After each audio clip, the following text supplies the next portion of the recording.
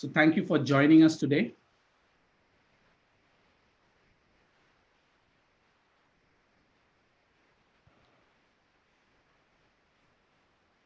Hi, Vikas. Hi, good This is afternoon. Ankita. Hey, how are you Hi, doing? I'm good. How are you? Good, all well. Peter just scared me. I was just listening to him and he was like, I was going through some webinar and then he was suddenly welcome all participants. Peter, Yeah, so I saw all participants in the webinar. So I was going to talk about his one webinar where it was conducted by, I think so, HR Milestone, April 24th something. It was Right. on recruitment redefined. Yeah. Like some really good aspects that he covered in that particular webinar on the recruitment tool, and also the example of that gully boy. That part also was really Thanks. the nice part that he covered in it. In fact, the topic you given me had to kind of move beyond that as well. So hopefully I'll do justice. Absolutely. Correct. Vikas, my entire team has been stalking you. They see all your presentations and then they come back to the group and then they'll say that he spoke about this and that and can we have him? Probably, I think every second session they would want to have you. My honor. Thank you so much for those sweet words. In fact, I've been approaching him for all the sessions that we are having. Anything, trust me, if at all I tell him that this is the new initiative, I'm thinking of, just suggest couple of names. First will be Vikas. Like, just go and join his team. Thank you so much, honestly. So he has been part of the entire HRAI family now. And interesting to, see the consistency all through the, last few months. Amazing resolve, and I think it's possibly helped all of us, including me, kind of figure out new things and how the world is evolving. Absolutely.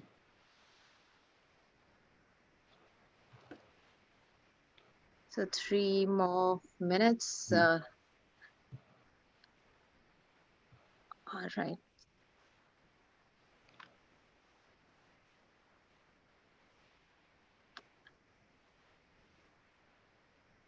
So otherwise, all well out there in Mumbai. In Mumbai, correct? No, I'm in Delhi. Delhi. Delhi. Yeah. I mean, all well in the sense, at least no rains. The rest of the situation is the same everywhere. Yeah, absolutely. Just coming to terms to manage within the new boundaries. Correct.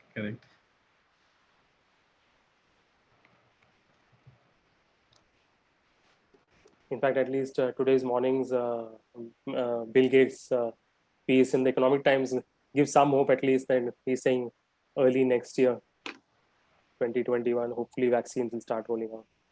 So, correct. But how soon it will reach every individual, that's another question. So we still see a year after that, the time it reaches every individual, correct? Correct. Right now, I think we are just looking for a little light in the end of the tunnel, something to give some hope. Hope, yeah, a ray of hope.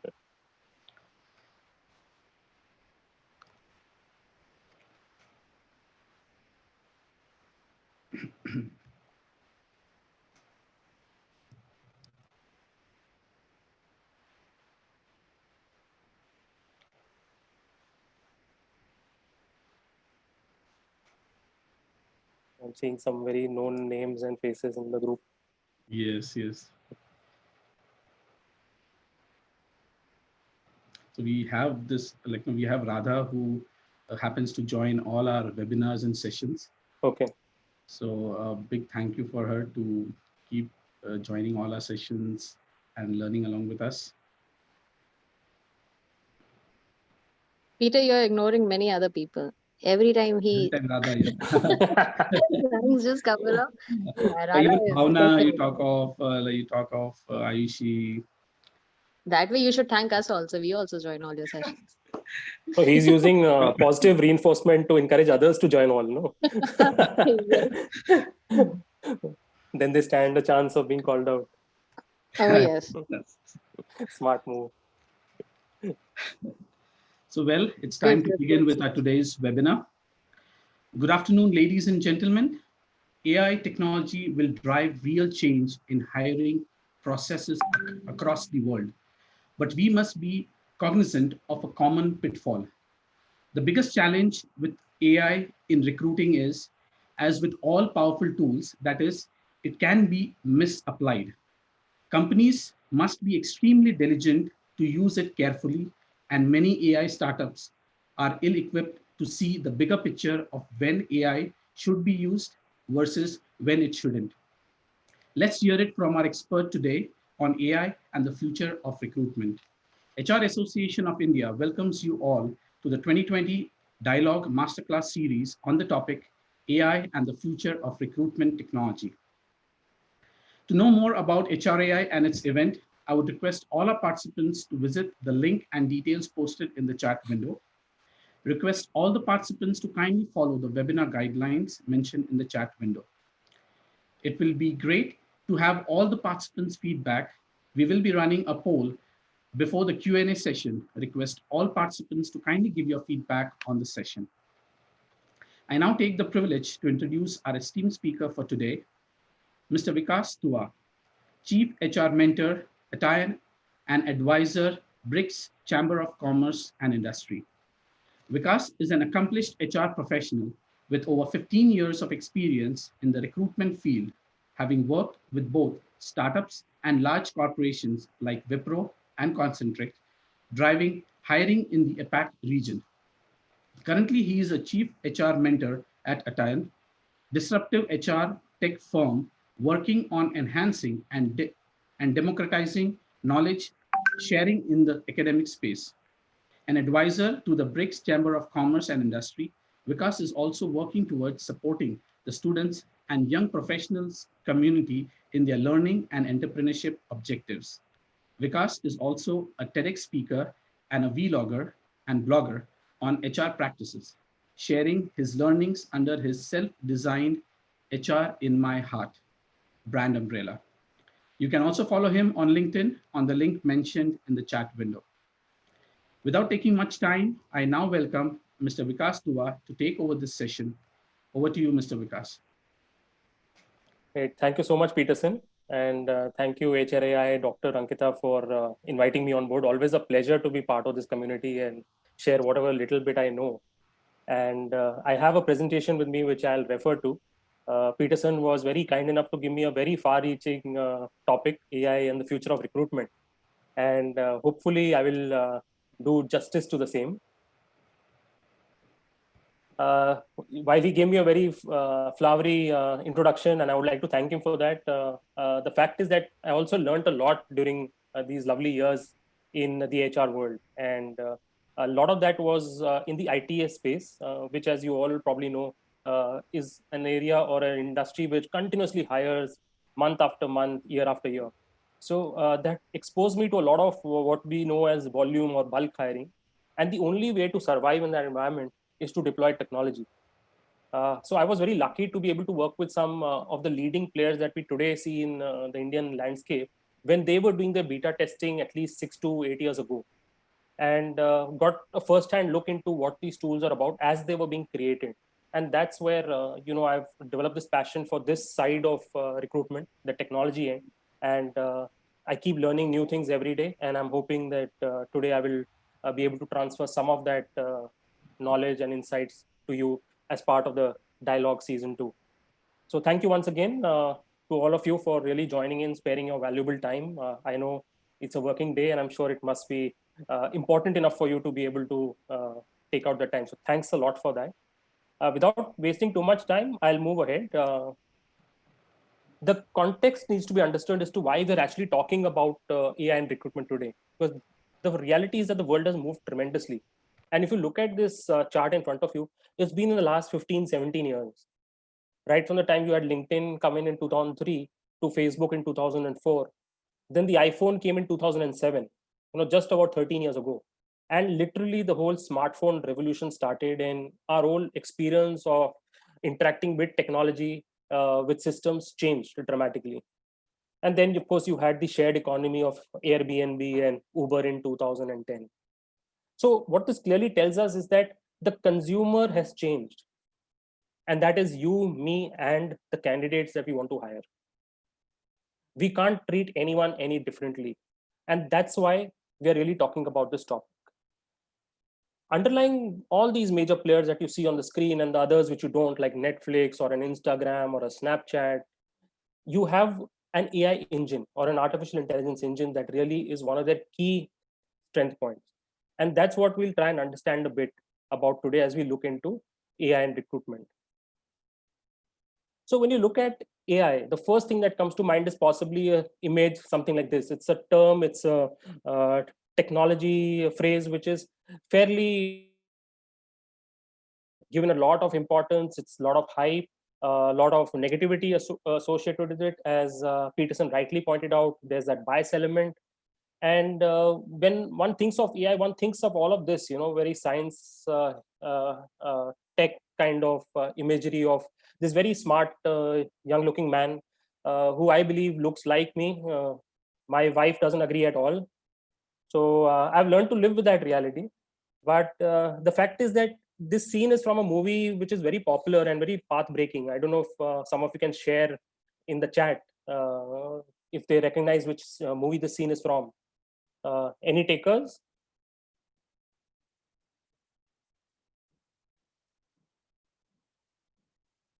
Lovely. Raman says Minority Report. So brilliant, bang on, Raman.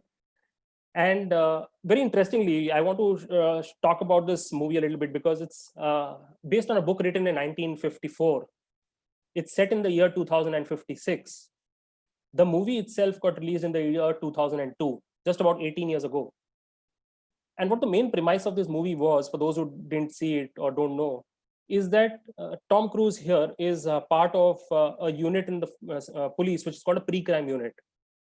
Using data, they are able to predict crimes that would happen in the future, and therefore take proactive steps to stop those crimes before they could even happen. Just imagine, just rethink the premise. Proactively look at or determine future crimes and prevent them from happening now itself. And that's really in a lot of ways what AI is doing already, bits and pieces of it, as we'll discover as we go forward. And some parts of it, honestly speaking, are already there, impacting us in our day-to-day lives. So let's see what that is all about. So what is AI? Again, to demystify the bit, because this is very critical, this understanding, before you actually get into where it fits into the recruitment piece. It's really where computers become intelligent, become independent. So it's a branch of computer science which focuses on getting computers to become intelligent and independent without human interaction. How is that?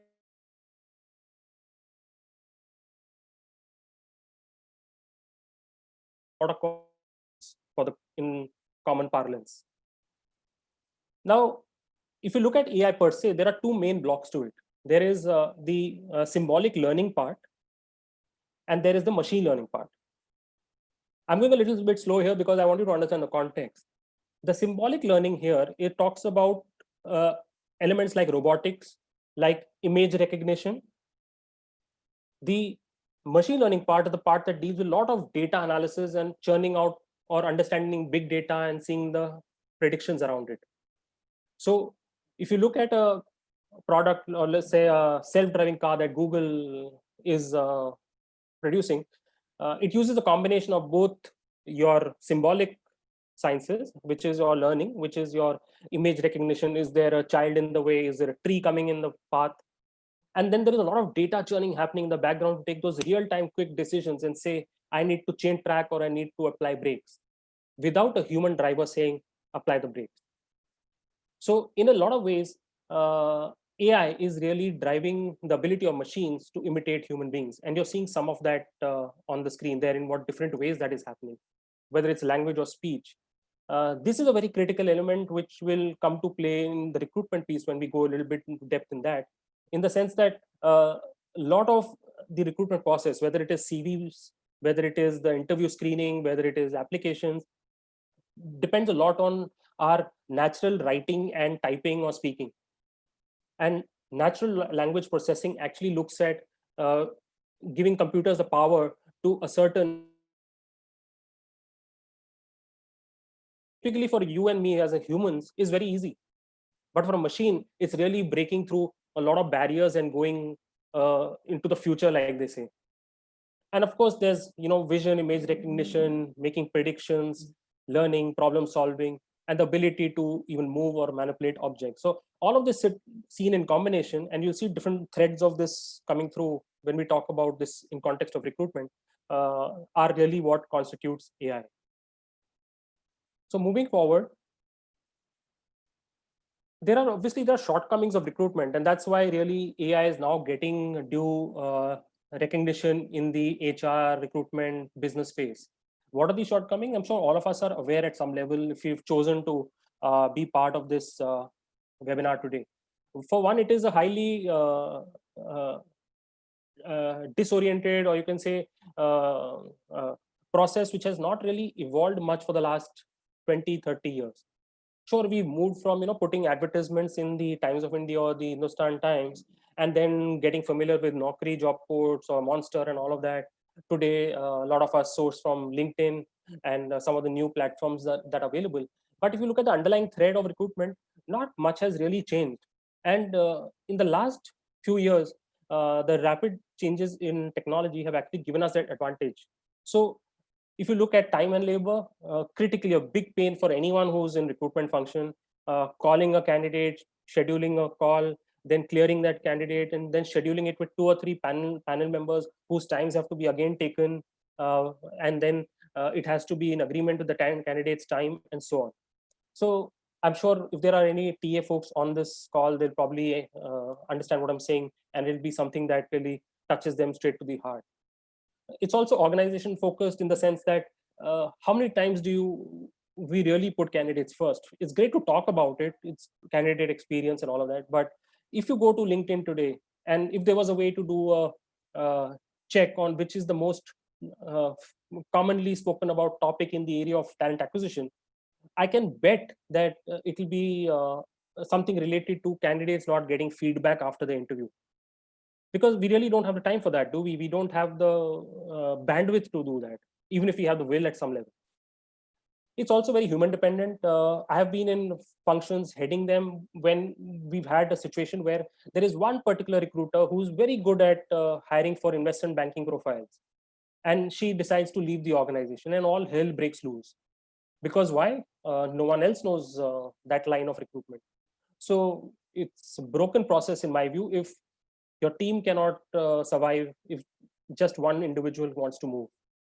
And of course, the core thing that it's very reactive. It's not a proactive process. I mean, how many times do you hire for the future that you are likely to need an analyst 6 months down, so you start the groundwork today? It's always that someone has put down the papers, the business manager will call you, and you'll start running, and the clock has started. So that's really the shortcomings of the recruitment process that needed fixing, and hopefully AI will help us solve that. Let's see. So which parts of the recruitment lifecycle does AI play its role, and where will it continue to grow bigger and stronger, is where really the thrust of this presentation is all about. And I'll try and throw some light here. If you look at the recruitment lifecycle, pretty much the entire stack. In fact, I would begin with employer branding even before the sourcing piece starts, because that's where AI is already making inroads. And then you'll move on to, of course, sourcing, where it plays a huge role in taking off some of that load we spoke about. It's screening and assessments, it's interviews, and of course the onboarding, which is really what every TA professional just wants to get done with. So let's look at each one of these elements in slightly greater detail.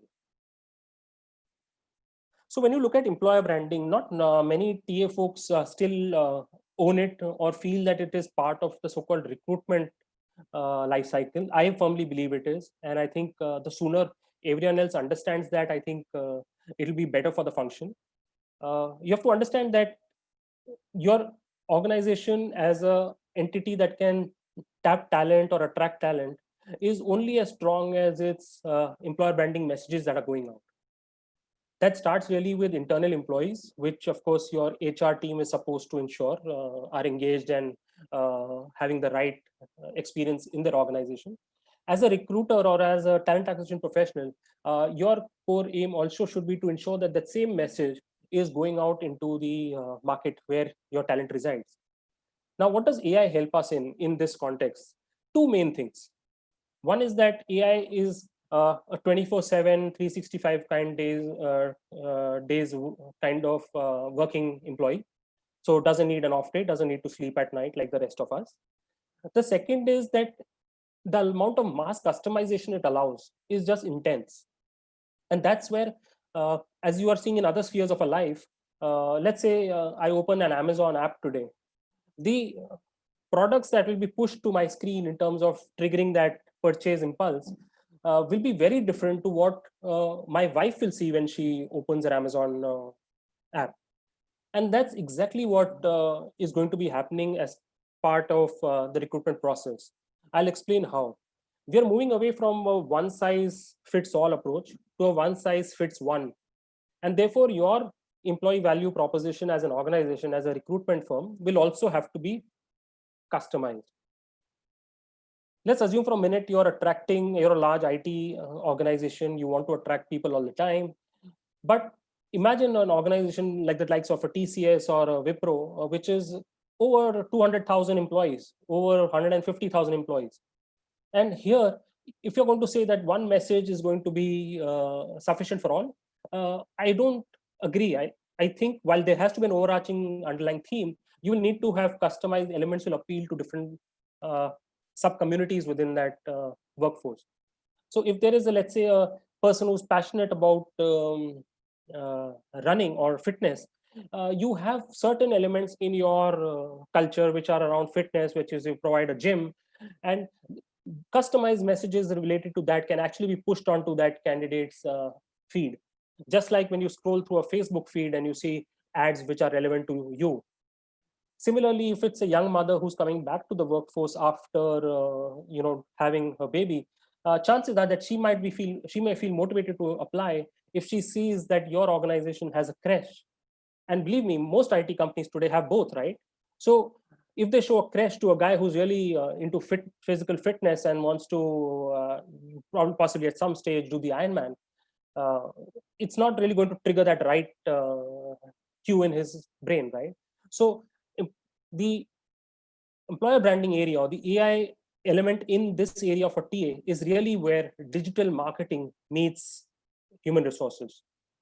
So if a prospective candidate is coming to your website and happens to just browse through the career section, does not see anything useful currently, your systems today, thanks to AI, if they have that inbuilt capability, can actually reach out to that candidate maybe 2 to 3 months down when that suitable position is available. That's what cookies and all the other underlying machine learning algorithms can actually do for you. So this is what I see critically happening within the TA space, where even the TA folks or recruiters will need to understand the digital landscape of reaching out to employees, rather than just putting a LinkedIn post saying looking for a Java developer, which is exactly what honestly we are seeing most of the times nowadays. Correct? So moving on to the next element, which is the sourcing piece, which is possibly the biggest bane in any recruiter's neck, is the fact that even today, about 75 to 80% of the profiles that you end up screening are possibly reject profiles, isn't it? And the amount of trouble that you take to actually reach out to these candidates, to talk to them, to figure out the basic details, and then take that basic screening reject decision and tick mark it in the system and move on to the next. The amount of man hours companies are already saving by deploying AI-backed systems is mind-boggling. I mean, if you just go online and do research or talk to people in large companies, they'll tell you that. The bigger element really is the first bullet there, which is proactive.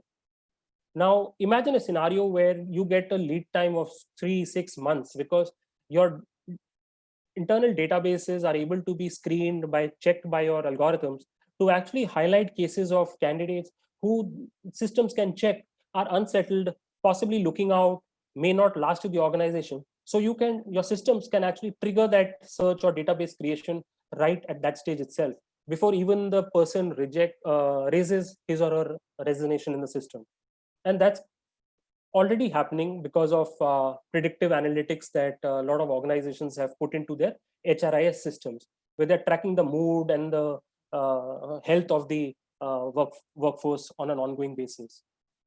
You also are able to expand your hiring or sourcing, because again, as a recruiter, you don't have unlimited time, and you don't have that ability to reach out to so many candidates on an ongoing basis.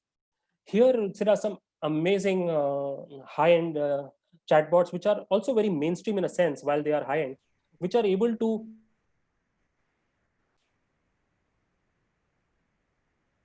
on most CVs, you will never find facts like notice period, what is the expected compensation that the candidate is expecting, and these are certain elements which are very critical for your hiring decision, or to take forward the candidate into the cycle. These chatbots can actually do what is called the augmentation piece of talking to the candidates through a normal chat interaction, and enabling and extracting all of this information to build the entire candidate profile. Again, what is also helpful in this stage, with the sourcing stage as far as AI goes, is the amount of great work that has happened on the natural language processing piece that we spoke about earlier. Here, there are companies and solutions which can help you make fine-tuned JDs.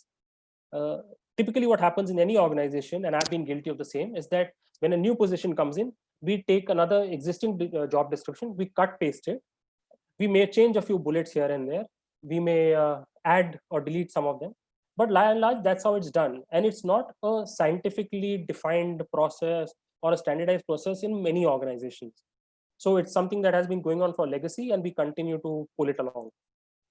The advantage of these platforms is that, having done NLP work on huge amounts of databases, they are able to actually pinpoint and provide you corrections for your job descriptions to make them more attractive to candidates. What do I mean by that? Now, researchers have found, and there have been practical experiments conducted, where words like, let's say, aggressive leader required, or person with exceptional drive required, tends to alienate some women candidates. Jobs which, or descriptions which carry these kind of words, tend to see a larger component of male candidates applying for some reason, and that can be detrimental to your hiring process, right? It's not creating a very unbiased, neutral image to the external environment. So these softwares, which are again driven by AI engines, are able to help you fine-tune and present a very neutral JD. Also, they work on the other side in terms of, again, coming back to the point that there is no standardized resume, right, in this country, or for the matter in the world. So everyone has a new designer JD, and many a time these are created by so-called resume writers. They may not be even accurate. So the whole sourcing piece is able to, the algorithms are able to actually true skills or the candidate from these resumes, and classify them, more importantly, rank them in order of quality or suitability for your particular role, do that matching very accurately. And that's where I think there is tremendous potential. In fact, I posted something similar on this on my LinkedIn just yesterday, and the amount of likes it got was pretty impressive. From the point of view that people still agree somewhere that there is a lot to be done in this particular pillar. From a candidate side, unfortunately, yes, because most of the time the complaints, like I said earlier, are candidate company reached out, spoke to me, I never heard back. And what is it that my profile is lacking in terms of the JD? I mean, when I see the JD, I have exactly what they wanted, but I still didn't get a call. So these are some of the areas where there is work happening. There are solutions, and as deployment increases, as the machine learning becomes stronger, this will definitely improve, is my view. Moving on.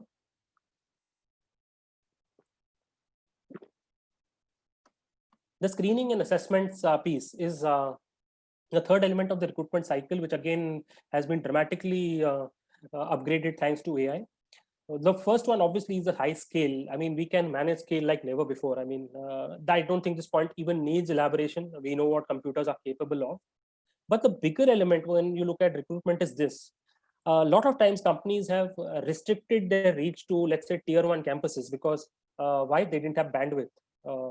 They have only one talent acquisition head. They have 6 senior managers. They have 5 people from business who are willing to go for the on-site interviews. And therefore, the organization has no option but to kind of cut down that campus list and say, okay, fine, this year I'll just go to these top 5 institutes, and they become your glorious B school list, which tier 1 MBA list, and that remains like that for times to come. Thankfully, now we have the systems in place where, and there have been companies like L'Oreal which have actually just opened up their recruitments to institutes across the globe, and have seen that they've managed to pull in 40% more candidates outside of the so-called tier 1 list that they had earlier, which means that the talent is there. Just because it's not sitting in a tier 1 institute or not branded as one does not mean that the talent is not good. So with you, when you have technology like this, you're able to kind of explode your screening and assessments piece. The advantage also being that now you're able to do assessments across both cognitive, non-cognitive, skills checking. What used to be a 1 hour kind of exercise for, let's say, doing a psychometric test, which is something that has been pretty unchanged for the pretty past 70, 80 years, today can be gamified into something like 10, 12 minutes. And it's not that these are just light-hearted games. The advantage of these platforms is that at the base of it, they use all the learnings, all the research of all the great theories of the past, whether it's a big 5 theory or the like, where they've taken the entire essence from those theories, the multiple researches that have happened across the globe by different academicians and practitioners, and put them into these engines, which then further the AI piece is actually now driving forward. So you want to assess a candidate for customer care, you can do it. You can assess a candidate. You want to assess a candidate for sales roles, which require a certain different personality, easily doable on an online assessment. Coding, of course, one of the first that came out across different programming languages and stacks, easily done through codathons nowadays. So the biggest element where AI is actually, as we speak, making that difference is the screening and assessments piece. In fact, to the extent that even voice assessments, which are a very critical element of a lot of industries, including the one I come from, ITS, are so well executed through software and these platforms. A reason, because now suddenly today, I don't need to dial into a human being who again will have certain level of subjectivity. If there are 2 voice assessors, it is unlikely that both of them will be calibrated in all those different elements that we normally check a voice on, whether that's clarity of communication or fluency and so on. So with the AI, with software, you bring in objectivity into the process as well.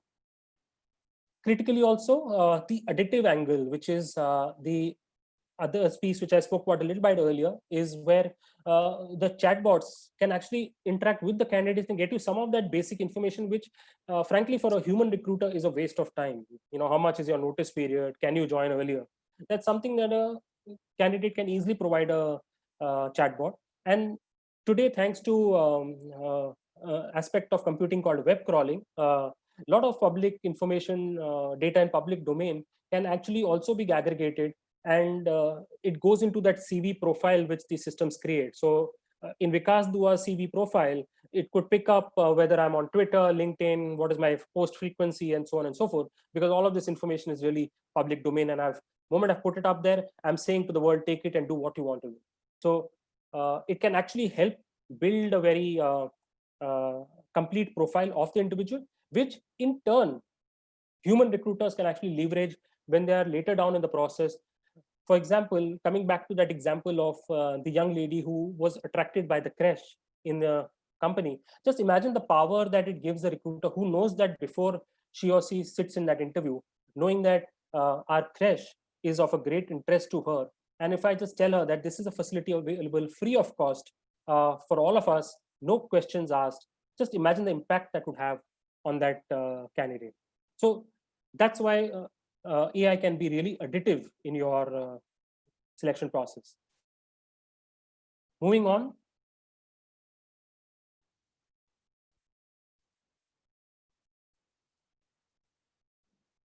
I'm sorry, can you see the screen?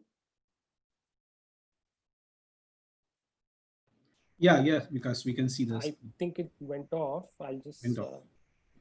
sorry, give me a 30 seconds. I'll just pull it back.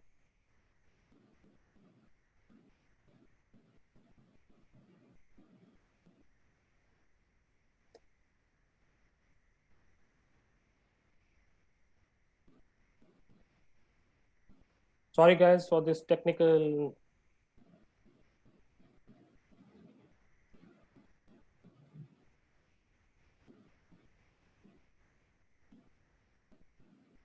Yeah, it's there.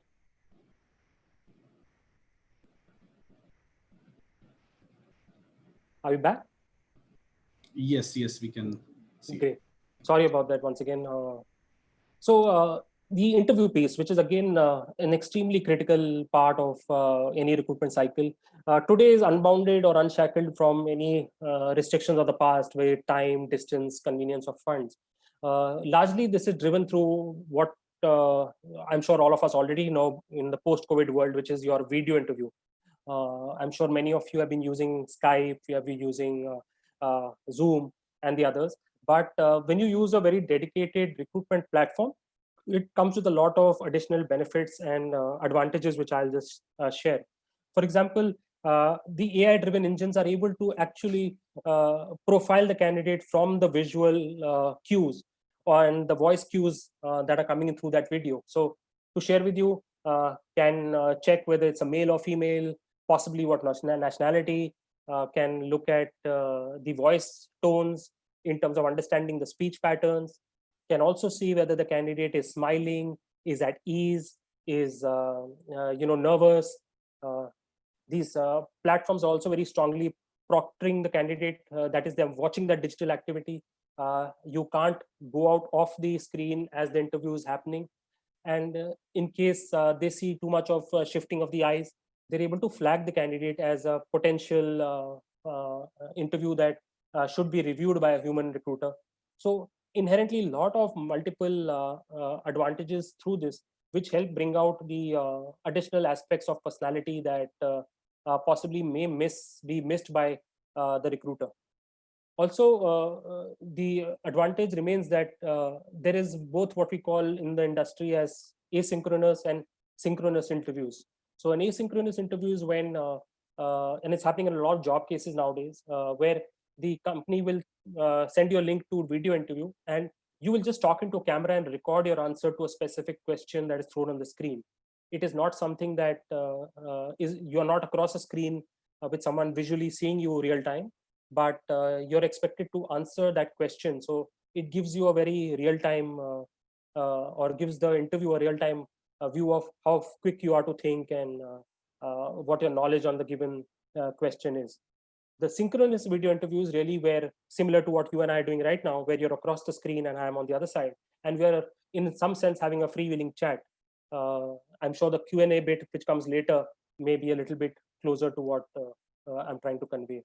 So a synchronous interview, for that matter, again, relating it back to the example we shared a while ago, where earlier we were restricted to go to certain campuses or events for our recruitment.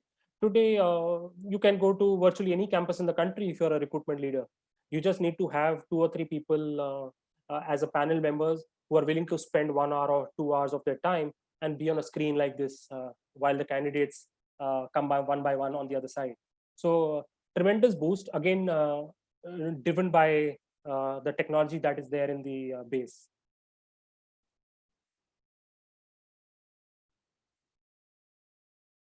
The last element in the hiring cycle that I would like to talk about is the onboarding and assimilation, a very critical element again, where at the end of the day, at least many of us in recruitment have to heave a sigh of relief when the candidate shows up on the appointed date and takes his or her place in the onboarding venue. So these AI systems allow this onboarding to become much smoother, and they increase the level of engagement. How do they do that? Very similar to what you see in a Gmail kind of application today, which gives you predictive text. I'm sure you would have experienced that when you're writing a mail, it throws in some words to you, and you can easily just tab and select those. Similarly, in onboarding, as you'll agree, there's a lot of repetitive information that goes in for various forms, for various documents that you need to fill in. So it reduces a lot of that element by actually capturing information all through the recruitment cycle, keeping it in the system, also adding a bit of that AI driven word pitch or suggestions, so that you can complete your onboarding much more faster. From the hiring manager side, again, the systems can proactively and suggest you whether you'd like to put in a requisition for a laptop and make it a one-click affair, or you would rather have the candidate employee have a desktop once he or she joins. So you have all of these facilities which kind of make life easier at both ends. There is, of course, the whole gamification angle, which enables employees to kind of start getting engaged with the organization before they're even able to join. So it's no longer a case of having to call the candidate 2-3 weeks before the onboarding and take a sense of is everything okay? Have you got your joining kit, and are you coming in on the appointed day? The system can pretty much do that. You can keep sending information. Moment the system sees that the person is not engaging with that information enough, not going through those information dockets, there can be red flags raised in the system where a human being comes into the picture and reaches out to that candidate. It can be a trigger that the candidate is dicey about joining, picking up an alternate offer, and that's where you can really step in and save the day for your organization. And of course, personalization, which is really one of the key pillars of any AI engine, which is where you have options for or suggestions for meetings that can be set up for senior leaders basis the role that a person is joining for, and so on and so forth. So these are some things which in a traditional recruitment scenario obviously take a lot of time and energy, and are areas or aspects which can be done much better by automating them. So what are the benefits, if I have to list them out or sequence them out in across all the stages? Clearly, you start really by saving time and labor for your team members, for the recruitment function, and for a lot of the other business folks who may be involved in interviews. There is the added benefit of candidate experience. There have been studies which have shown that employees or candidates have found the feedback received through bots better than having not received any feedback at all. There are researches which have again shown that people are by nature somehow, at least that's the situation currently, very polite when they speak to AI driven engines. And I see that with even my 6-year-old, when she talks to Alexa to play a song, and after she's played the song, she says, "Thank you, Alexa." I mean, in the offline world, I'm not sure many people are used to saying thank you to each other even today. So that's something very unique shaping up about how individuals are reacting with the technology, and that's definitely giving a boost to candidate experience. The other big pillar is business engagement, because the moment business gets a more real-time view of what talent acquisition is doing, what steps are being taken in lines of whether it's proactive hiring, or whether there are a number of candidates in the pipeline at which different stages, the business engagement definitely becomes stronger. And ultimately, if you can hire on time, you can hire the right quality, thanks to the system's advantages that you have, there is definitely a bottom line impact that every organization leader must be, I'm sure, looking for. And I think you should look at it from that real-time, long-term angle, also whenever you are starting on a AI journey for recruitment. Are there any challenges along the way? Definitely. It's not an easy path.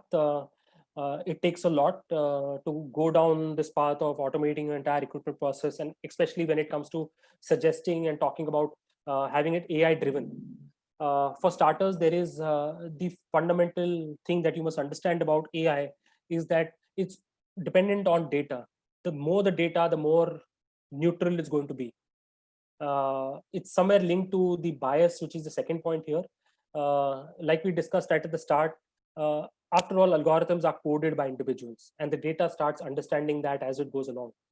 The fact is that there have been cases, whether it's Amazon in the UK, where there was an experiment on AI-driven recruitment that took place, and they found that it was rejecting female candidates. There's been a case when Apple launched its credit card, and it found that it was tending to give higher scores or ratings to the white male population in the United States. So there are challenges which are not ironed out. In fact, as per AI researchers, there are 3 stages of AI: weak AI or narrow AI, strong AI or general AI, and of course, super intelligence AI. Many of the AI researchers today believe we are still at the narrow AI stage. Okay, so the fact is, if you try and again do this experiment at home, if you have Alexa and try and ask her to play a particular playlist, such as, let's say, play the best of Kishore Kumar, and shuffle the music, play this and play the second, give the second instruction along with the first, chances are it will not flow through seamlessly. So you've got to break that up into 2 parts, and that's where really AI still needs to go a little step further. But if anything, I would say is that these are all building blocks, and they're shaping up pretty well in my view. Skepticism is the other one, where a lot of HR fraternity members and maybe even the business possibly tend to see this as a new trend, because often it's possibly a combination of resistance to change. But like we discovered during COVID, many companies quickly got onto the board of video interviews, even if they were sitting on the fence earlier or undecided earlier. And business managers who used to earlier say, I want the candidate sitting in my room or call him to the office, today are very happy to interview like this across the screen. So there is no problem other than just pure skepticism there. Legacy tends to be a huge issue, because a lot of organizations have installed and invested in a lot of huge HRIS systems in the past. But again, keep in mind, coming back to really the first slide that I showed, which was that timeline of 2003 onwards with LinkedIn to 2010 with Uber. The last 5-7 years have been really transformational for us in across the globe, and especially here in India, because if you look back, that's the time where you had Flipkart, Amazon, Zomato, Oyo literally becoming part of our day-to-day vocabulary. And now we need to help the people in our internal HR, business, TA worlds understand that the world has moved forward, and candidates expect that same level of seamlessness while applying or getting engaged. If you have a form which is very cumbersome, the system keeps breaking off, chances are the best candidates will drop off there. They'll make a first impression and not continue with the recruitment process right there in itself. So legacy is something that is a huge challenge and should be overcome. And of course, there's capability. In fact, a number of questions that I got from Peterson through Peterson, thanks to you guys, somewhere are pointed towards this question, which is, what are the skills required for the future? Will recruiters become obsolete, and so on and so forth? And I'll spend a few minutes talking about that as well. The fact is that yes, recruitment will undergo sea change. I see the composition of the recruitment team changing. It already is in a lot of forward-thinking organizations. You have embedded digital marketing experts, or at least the TA team works very closely with the central marketing team to decide upon the recruitment branding and the employer branding elements.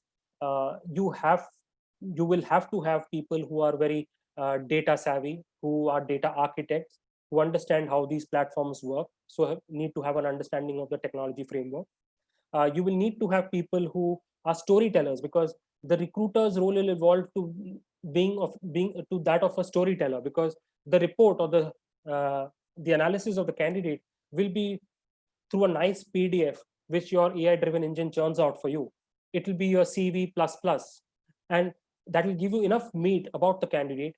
But then you'll need to go back to the candidate and storytell or tell them that right pitch to encourage them to join your organization. You need to be visual, because everything that you get through the data or through the entire engine will need to be something that is very visually representative, which your senior leadership can understand in terms of trends and analytics that you've pulled out of your recruitment data.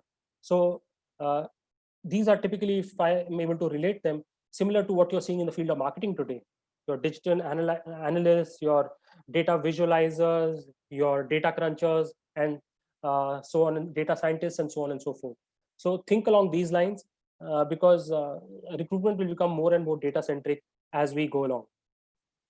So we started with one slide or a pictorial right at the start. My last slide is really this one, which is that for a recruiter, the whole journey is about finding that one needle in the haystack, or finding that one yellow umbrella amongst the sea of black umbrellas. And AI is got that potential to get you closer to that. If not now, at least there is significant movement, significant distance being covered, and that's eventually where we will get, where candidates sitting at home, not even possibly looking out, will possibly get a pop-up or an email triggering them an opportunity from your organization, where they are a perfect match for you. So that's what AI has got the potential to do. I hope I was able to throw some light on this very engaging topic.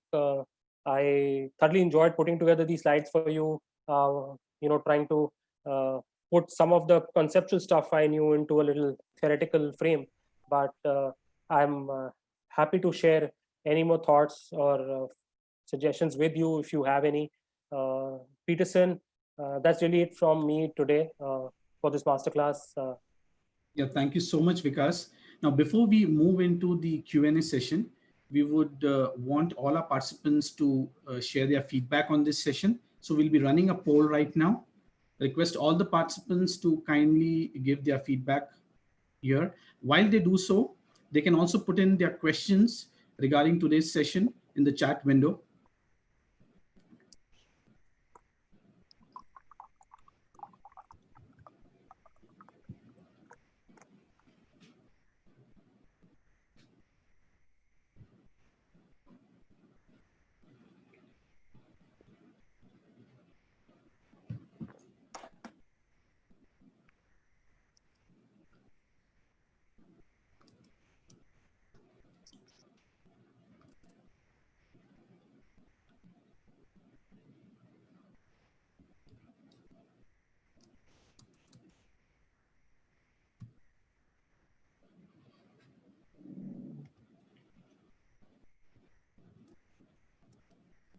Okay. So we have a question out here from our participants. We have it from Mr. Hari.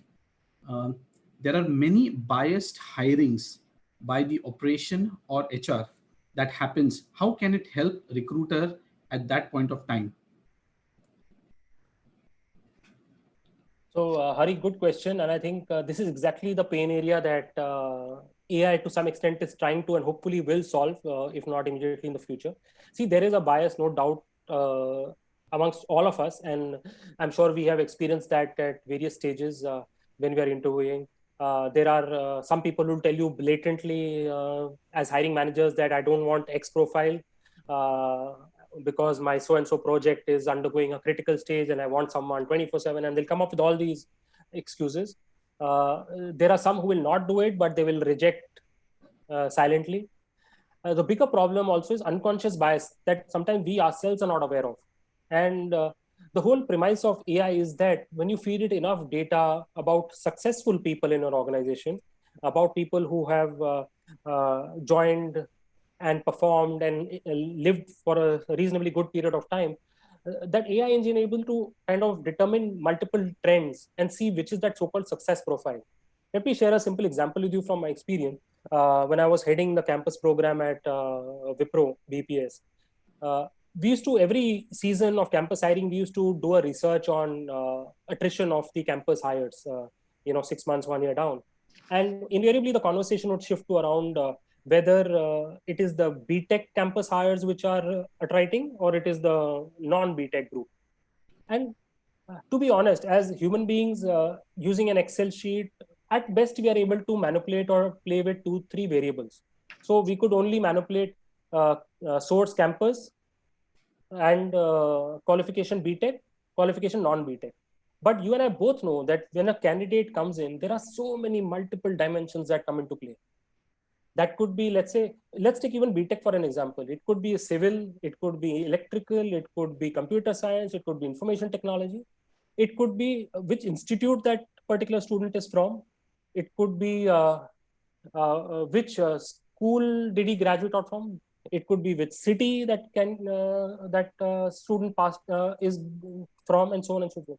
So humans, by design, by the capacity of our brain power, are not able to see trends or understand data in so many complexities or across so many variables. But machine learning and artificial intelligence is able to do exactly that. So today you feed in that same data, which I used to struggle with way back in 2006, 2007. I'm sure I would get so much more insight out of that in terms of saying, this is the right profile for you. It's possibly, I'm just saying hypothetically, a candidate from a tier 2 city who studied in a English medium school, has graduated from one of the top 25 institutes. These are the 25 institutes, and they're the ones who tend to be existing or surviving for more lengthier time in your organization. So I hope in some way I've given that answer. But as humans, let's be very clear, I don't think we will be, at least in irrespective of how much training you do for your business managers, for your HR team, be able to come out of the biases that we have collectively. Individuals may, but collectively will be difficult. Rightly said. So now this takes us to our next question. That's from Dhruval. Do you think we need to change the hiring process, which is right now heavily reliant on interviews, even when we know that the accuracy of interview process for hiring is low? Can you mention some examples of companies using AI or creative process for hiring? Sure. So, good question again. The fact is, interviews, like you rightly said, and you don't seem to have much faith on interviews. Possibly the reason comes again from the fact that for every candidate, for every position, there are different people interviewing, and they come with their own biases, with their own mindsets, and sometimes it's often simple things like there's a business review in 1 hour. My mind is really there, and it's not really with the candidate right now as we speak. So what AI is doing, or what these platforms are doing really, is to take away some of that grunt work and bring it to a more streamlined, standardized format. So at least give you a little bit of a base, so that you can, let's say, potentially, if you are cutting out, let's say, 75% of your interviews because screening or the bots have taken care of that, you can spend more quality time with those remaining few candidates that you really want to evaluate at depth. And for that reason, maybe then what you can do is that select these 5 leaders in your organization, or 20, whatever the scale is, and say you are the approved or accredited interviewers.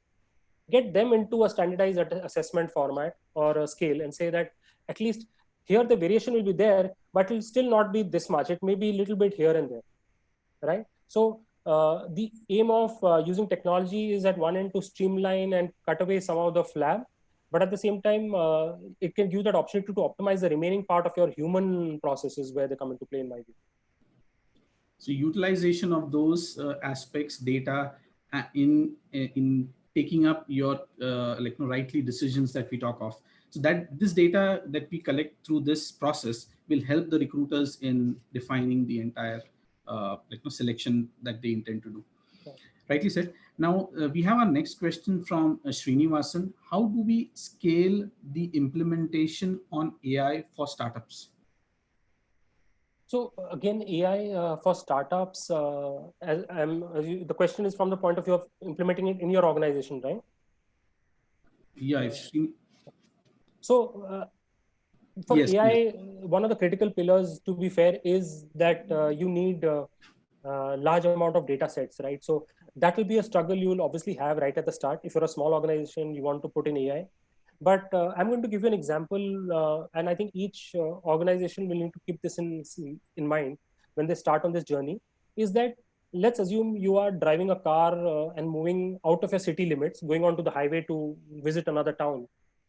In the city, you drive at, let's say, 40 to 50 kilometers per hour. When you hit the highway, you scale up to, let's say, 70, 80 for some time, for the first half an hour, 40 minutes. You get comfortable with that. And it's only then after that that you go to 100, 120, isn't that? It'll be very rash if you suddenly go to 120 and say, boss, I've arrived. It's the same thing in the AI journey. So if you're not doing any automation or not implemented AI right now, the approach should be to do it in a graded manner. Start small, put in automation in your processes, but have a greater element of human involvement within them. What do I mean by that? If you look at let's say the screening stage, you shouldn't right at the start say that AI will screen 100% of my employees. You can let AI do its work, come up with a score, let your recruiters also interview and come up with a separate score. Then find the correlation between those, see where the opportunities lie, look at upgrading your recruiter so that the AI engine also becomes stronger. Then once you've reached a level where you are looking at 70-80% accurate decisions between AI and recruiter, then you start removing the recruiter involvement or reducing it. That's the graded path to adoption that I would guide you with. See, it's all about following the right process that we Correct. talk of, identifying, comparing, and then taking the right decision on how we move ahead. Sure. So we have a question from Radha. I am into recruitments. I see very good resumes and give a bad interview. Some have bad resumes and gives very good interview. If recruitment is data driven, how do we overcome this to get the right candidate through AI?